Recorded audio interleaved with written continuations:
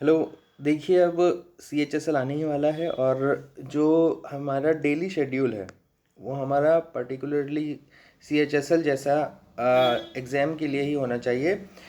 और जिनका एम ही CHSL है या फिर जो SSC को मतलब उनका ही वो जो फर्स्ट चॉइस SSC की ही है, उनके लिए ये शेड्यूल काफ़ी इंपॉर्टेंट होने वाला है, क्योंकि अभी डिस्ट्रैक्शन या फिर डिस्ट्रैक्ट होने का तो टाइम है नहीं। ओके। और आपके पास ये डेज मत काउंट कीजिए, आप काउंट कीजिए आर कितने हैं आपके पास। सिर्फ कितने दिन बचे हैं? 10 दिन ये और 12 दिन वो। सिर्फ आपके पास लगभग 20 दिन, 20 डे का टाइम बचा है, डेज का।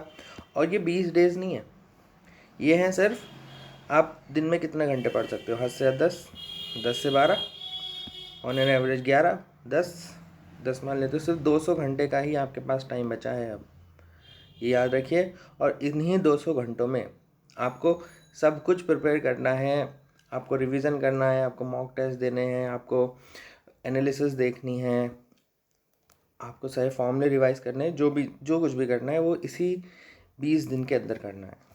ठीक। तो सबसे बेस्ट शेड्यूल क्या होगा कि जैसे शिफ्ट वाइज होता है आपका। एक शिफ्ट होती है आपकी 10 से 11, 10 से 11 की शिफ्ट होती है। ओके। और एक शिफ्ट होती है शायद 1 से 2 होती है, और एक होती है 4 से 5। ठीक है, ये 3 शिफ्ट्स होती हैं। और इसी के अकॉर्डिंग आप कीजिए अपना जो मॉक टेस्ट देते हैं आप, तो इन्हीं शिफ्ट के बीच में, मतलब इसी टाइम के बीच में देने की कोशिश कीजिए।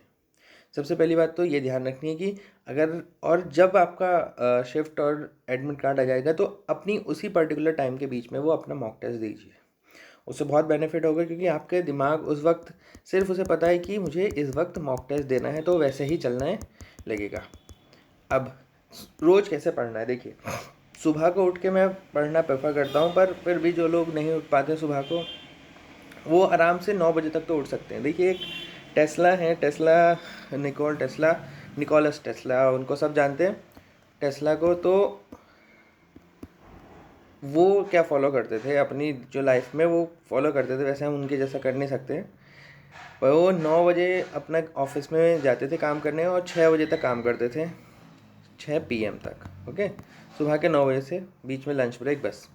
और फिर वो 6 बजे से 9 बजे तक अपना डिनर, घूमते थे, वॉक पे जाते थे, ये सब करते थे 9 PM तक।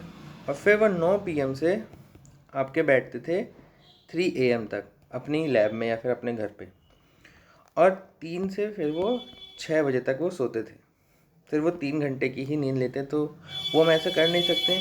तो इस जगह हम घटाकर इस 9 बजे से हम कर सकते हैं, 9 बजे से स्टार्ट करके हम कर सकते हैं हद से हद 1 बजे तक। बहुत बढ़िया है। 1 बजे सो, 1 बजे सो जाओ, उठो 7 बजे या 7:30 बजे आराम से। सब काम करने के बाद, फ्रेश होने के बाद, सब कुछ करने के बाद आपके पास तब भी आराम से आधा घंटा बच जाएगा। इसमें एक्सरसाइज कर लो हल्की फुल्की, और 9 बजे बैठ जाओ आप पढ़ने सुबह को। बस 9 बजे से पढ़ो। 2-2 घंटे की शिफ्ट्स में पढ़ना चाहिए, बहुत ज़्यादा बेटर है। क्योंकि 2 घंटे पढ़ो या फिर पढ़ो तुम 90 मिनट, 90 मिनट से 2 घंटे के बीच में आपको पढ़ना चाहिए। और एक एक जैसे शिफ्ट बोलो या फिर जो बोलो टारगेट, आपको इसके अकॉर्डिंग बनाना चाहिए। कि जैसे आज मुझे मैथ करने की 9 बजे से 11 बजे तक मुझे एक मॉक देना है, 1 मॉक प्लस मैथ का रिवीजन, फॉर्मूलेज या फिर जो भी कुछ आपको देखना है वो सब देखना है। मैथ का देख लिया, उसके बाद 9 बजे 11 बजे फिर एनालिसिस भी करनी है मॉक की, तो मॉक एनालिसिस कर ली। तो मॉक एनालिसिस कर लिया आपने 11 बजे से 11:30 तक या फिर 12 तक, ये सब 12 तक निपट जाएगा। 12 तक आप थोड़ा घूमे फिरे, 12:30 से फिर बैठ गए 2:30 बजे तक। 2:30 बजे तक आप यहाँ पर क्या कर सकते हैं, हम यहाँ पर इंग्लिश पढ़ सकते हो आप। या फिर आपको अगर अभी भी थोड़ा फ्रेश महसूस नहीं हो रहा है तो रीजनिंग कर सकते हो, रीजनिंग में से दिमाग खुल जाता है। या फिर आप मैथ की कुछ ऐसा कर सकते हो जो आपको आता हो, सिर्फ आपको प्रैक्टिस की ज़रूरत हो इस वक्त, है ना। फिर उसके बाद यहाँ पर लंच कर लिया, 2:30 के बाद आधे घंटे में पौन घंटे में हो सकता है आराम से लंच। आराम करके भी 3:30 बजे बैठ जाओ फिर से पढ़ने। अब तुम फ्रेश हो, खाना खा लिया है, घूम लियो फिर लियो, तो यहाँ पर करो वो सब्जेक्ट जो आपको लगता है डिफ़िकल्ट। जो सबसे डिफ़िकल्ट सब्जेक्ट आपको लग रहा है इस स्लॉट में वो करो। 3:30 से आप यहाँ पर 5 के यहाँ पे 6 तक का भी कर सकते हो टाइम आराम से।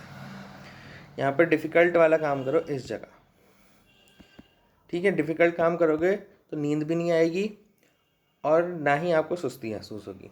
डिफ़िकल्ट काम में नहीं आती है, जो इजी काम होता है उसी में आती है। फिर 6 बजे के बाद आप थोड़ा घूम लो, 6 से 6:30 तक सड़क पे, छत पे, जहाँ भी चाहो वहाँ घूम के आ सकते हो। कुछ खा पी लिया, 6:30 से बैठो 8:30 तक। फिर यहाँ पे कर लो जीके। मैं इसी स्लॉट में करता हूँ मेनली अपनी जीके, या फिर करंट अफेयर्स का रिवीजन कर लो, जो भी पढ़ना है वो पढ़ लो। फिर खाना खाओ 9:30 तक। यहाँ पे मैं टीवी भी देख लेता हूँ, ये मैं अपना बता रहा हूँ, मतलब मेरे शेड्यूल से ही मान सकते हो आप, इंस्पायर्ड है ये। फिर खाना खा लिया, 9 बजे से फिर बैठ जाओ आप पढ़ने। आ गया वहीं लौट के 9 बजे से टेस्ला शेड्यूल।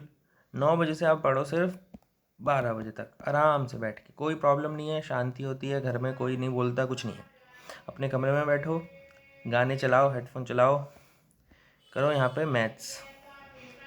इंग्लिश क्योंकि पहले ही कर चुके हो आप, ऊपर वाले जो 12:30 तक है ना, 12:30 से 2 तक आप इंग्लिश कर चुके हो। अब यहाँ पे कर लो आप मैथ, क्योंकि मैथ में चाहिए आपको भैया प्रैक्टिस, ठीक है ना।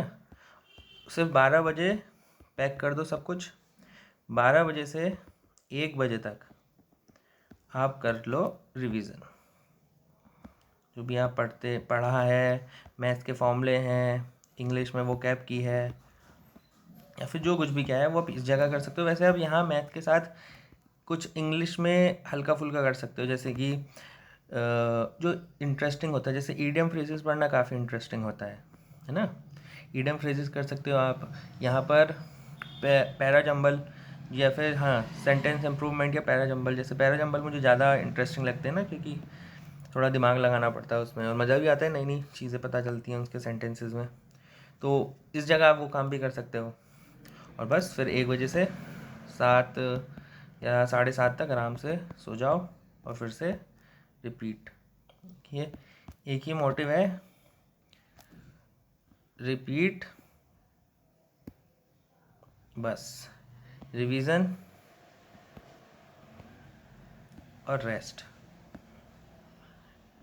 बस ये 3R रूल यहाँ पर हम फॉलो कर सकते हैं। वैसे तो ये रीयूज़ होता है, रिसाइकिल, पर यहाँ पर हम ये अप्लाई कर सकते हैं और सिलेक्शन आपको मिल जाएगा। किसी भी एग्ज़ाम में हो, सिलेक्शन आपका पक्का है। थैंक यू गाइस, और अच्छी लगी ये वीडियो तो सब्सक्राइब कर लेना, ज़्यादा अच्छी लगी हो तो शेयर कर देना। Thank you.